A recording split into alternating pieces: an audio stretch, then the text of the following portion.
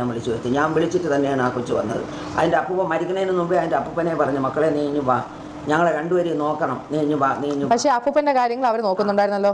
എൻ്റെ ഭർത്താവിൻ്റെ കാര്യങ്ങൾ സിന്ധു നോക്കുമായിരുന്നു, പക്ഷേ എൻ്റെ ഒരു കാര്യം അവൾ നോക്കാറില്ല. അമ്മൂമ്മേനെ കുറേ വർഷങ്ങൾ നോക്കി.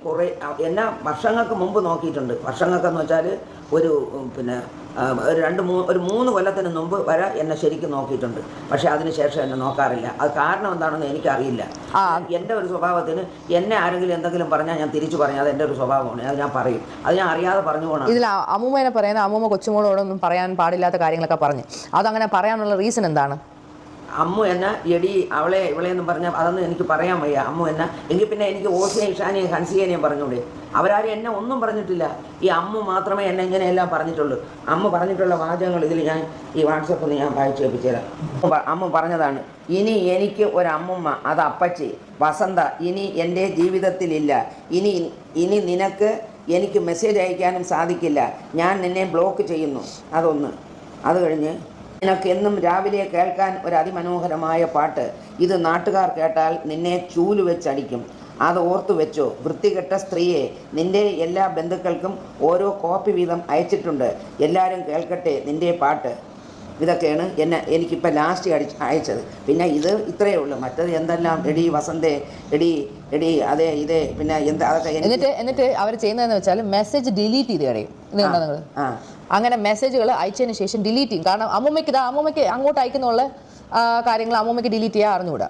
എനിക്കിതൊന്നും അറിഞ്ഞുകൂടാത്തതുകൊണ്ട് എനിക്ക് അവരയക്കണേന് അവരൊരു ഓഡിയോ അയച്ചത് വരെ അവരിങ്ങനെ ഡിലീറ്റ് ചെയ്യും. കാരണം അമ്മൂമ്മയ്ക്ക് അത് എടുത്തൊന്നും ചെയ്യാൻ അറിയത്തില്ല. അമ്മൂമ്മ അങ്ങോട്ട് അയക്കുന്നതുകൊണ്ട് ഇങ്ങോട്ട് അയക്കുന്നതേ ഇല്ല. അപ്പം അവരിതുപോലെ എന്നെ എന്തെങ്കിലും പറഞ്ഞെങ്കിൽ മാത്രമേ ഞാൻ തിരിച്ചു പറഞ്ഞിട്ടുള്ളൂ. എന്നെ പറയാതെ അമ്മ ചുമ്മാ ഇരുന്ന് എന്നെ വിളിച്ചാണ് എന്നെ തെറി വിളിക്കാൻ തുടങ്ങിയത്. അങ്ങനെയാണ് ഞാൻ അമ്മനെ തെറി വിളിച്ചത്. ഞാൻ വിളിച്ചില്ലെന്ന് പറയുന്നില്ല. പക്ഷേ ചുമ്മാ ഇരുന്ന് എന്നെ വിളിച്ച് അവൾ തെറി പറഞ്ഞതുകൊണ്ടാണ് ഞാൻ തെറി പറഞ്ഞത്. അല്ലെങ്കിൽ ഞാൻ പറയില്ല. എന്നിട്ട് അവർ പറയുന്ന അമ്മൂമ്മ അപ്പൂപ്പനെ നോക്കാൻ സമ്മതിച്ചില്ല എന്നും അപ്പൂപ്പൻ്റെ മൂക്കുന്ന രക്തം വന്നു. ഇതൊക്കെ ഞാൻ ഇവിടെ ഇല്ല എന്ന് എനിക്കറിയത്തില്ല. അത് അവരെ മൂക്കുന്ന രക്തം വന്നതൊക്കെ വെറുതെ ചുമ്മാ പറഞ്ഞ മൂക്കങ്ങനെ മുറിഞ്ഞ രക്തം വന്നെങ്കിലേ ഉള്ളൂ. അല്ലാതെ മൂക്കുന്നവർക്ക് വേറെ തരത്തിലൊന്നും രക്തം വന്നില്ല. എന്നിട്ട് അമ്മൂമ്മ ഹോം നഴ്സിനെ വെളിയിൽ നിർത്തിയെന്നാ അങ്ങനെ എന്തൊക്കെ പറയുന്നത്. തെറിയും പറഞ്ഞു കൊണ്ടുപോയ ഹോം നഴ്സിനെ. കാരണം ഏത് ഹോം നഴ്സ് ഇവിടെ വന്നാലും ഹോം നഴ്സിനോട് ഏജൻസിയിലെ അവർ വിളിച്ച് പറയണത് അവിടെ ഒരു മെൻ്റൽ പ്രോബ്ലം ഉള്ളൊരു സ്ത്രീ ഉണ്ട്. ആ സ്ത്രീ പറയണ ഒരു കാര്യവും നിങ്ങൾ കേൾക്കരുത്.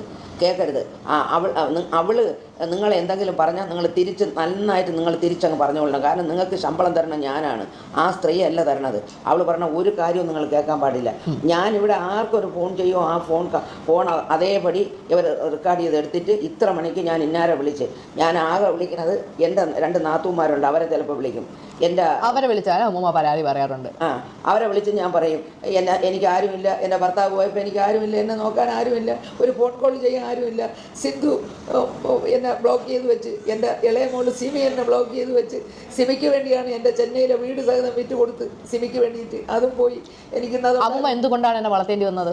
സിമി ഈ കുട്ടിയെ തന്നെ നോക്കാത്തതിൻ്റെ പേരിലാണ് ഞാൻ. അവർ പറയുന്നത്, അമ്മ പറയുന്നത് ചിന്നമ്മ എന്നാണല്ലോ എൻ്റെ അമ്മേനെ വിളിക്കുന്നത്. ലോക ഏറ്റവും ബെസ്റ്റ് സ്ത്രീ ആണെന്നും എൻ്റെ ഒരാൾ കല്യാണം കഴിച്ചാൽ എന്താ കുഴപ്പം എന്നാണ് പറയുന്നത്. കല്യാണം കഴിച്ചാൽ അല്ല കുഴപ്പം, ഒരു കുഞ്ഞിനെ നോക്കിയില്ല എന്നുള്ളതാണ് കുഴപ്പം. അങ്ങനെയാണെങ്കിൽ ഈ അമ്മ പറഞ്ഞിട്ടുണ്ടല്ലോ, പണ്ട് നിന്റെ അമ്മയും അമ്മുമായിട്ട് വഴക്ക് കൂടിയപ്പോൾ പറഞ്ഞിട്ടുണ്ടല്ലോ, എൻ്റെ കല്യാണത്തിന് പോലും ആ നാറി സിമിയെ ഞാൻ വിളിക്കൂലെന്ന് പറഞ്ഞിട്ടുണ്ടല്ലോ. ഇപ്പൊ ചിന്നമ്മ നല്ലവളാ. അങ്ങനെയൊക്കെ പറഞ്ഞാണ്. എന്തായാലും ആവട്ടെ. എന്നിട്ട് പറയുക അമ്മൂമ്മ അപ്പൂപ്പനുമായിട്ട് അടിയാവുന്നു, അമ്മൂമ്മ അപ്പൂപ്പനെ ഇത് ചെയ്തു, ഉപദ്രവിച്ചു വന്നു, അമ്മൂമ്മ എങ്ങനെ ചെയ്തു എന്നൊക്കെ പറയുന്നത്. അപ്പൊ അതിനെന്താണ് പറയാനുള്ളത്? ഞാനും എൻ്റെ ഭർത്താവും തമ്മിൽ അടികൂടിയ നാട്ടുകാർക്ക് എന്ത്? ഞങ്ങൾ ചിലപ്പോൾ അടികൂടും പിടികൂടും പലതും ചെയ്യും. അത് ആരും തിരക്കേണ്ട ഒരു കാര്യവുമില്ല. ഞങ്ങൾ 10-58 വർഷം കൊണ്ട് ഒന്നിച്ച് ഞങ്ങൾ ജീവിച്ചു. അങ്ങനെ ഒരു പ്രശ്നം ഉണ്ടെങ്കിൽ അപ്പൂപ്പനെ പണ്ടേ ഡിവോഴ്സ് ചെയ്താൽ പോലെ. അപ്പം അങ്ങനെ ഞാനും എൻ്റെ ഭർത്താവും തമ്മിൽ എന്തെങ്കിലും പ്രശ്നം ഉണ്ടെങ്കിൽ അവരൊക്കെ അങ്ങ് എന്നെ ഡൈവേഴ്സ് ചെയ്ത് കളഞ്ഞൂടെ? അത് ചെയ്യാതെ എന്നെ ഈ അവസാനം വരെ നോക്കി എനിക്ക് കിടക്കാനൊരു വീടും എനിക്ക് ജീവിക്കാനുള്ളതും ഒക്കെ തന്നിട്ട് തന്നെ എൻ്റെ ഭർത്താവ് പോയത്. ഇവരെല്ലാവരും നന്നായിട്ട് പറഞ്ഞല്ലേ, എന്തിനപ്പൂപ്പ ആ സ്ത്രീക്ക് ആ വീട് ആ സ്ത്രീയുടെ പേരിന് കൊടുത്തെന്തിനപ്പൂപ്പ, എന്തിനപ്പൂപ്പ ആ സ്ത്രീയുടെ പേരിന് പൈസ ഇട്ട് കൊടുത്തത്, അപ്പൂപ്പ എന്തിനു വേണ്ടി അത് ചെയ്തെന്നെല്ലാം അവർ ചോദിച്ചല്ലോ. ഈ അമ്മ ചോദിച്ചല്ലോ.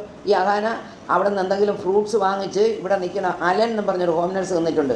അവൻ്റെ കയ്യിൽ ഫ്രൂട്ട്സ് വാങ്ങിച്ച് കൊടുത്തിട്ട് അവൻ്റെ അടുത്ത് പറയും, അലൻ അവിടെ ചെന്ന് ആ അമ്മൂമ്മയോട് പറയണം, ഈ ഒരു ഫ്രൂട്ട്സ് പോലും അമ്മൂമ്മ എടുക്കാൻ പാടില്ല, ഇത് അപ്പൂപ്പന് വേണ്ടി മാത്രം വാങ്ങി തന്നതാണെന്ന് ഞാൻ പറഞ്ഞെന്ന് അലൻ പറയണം. അലൻ പറയാതിരിക്കരുത്. ആ പയ്യൻ അതേപോലെ ഇവിടെ വന്ന് എന്നോട് പറയുമായിരുന്നു. അഹാന ചേച്ചി പറഞ്ഞ് ഈ ഫ്രൂട്ട്സ് അതെല്ലാം ഒരു പേരയ്ക്ക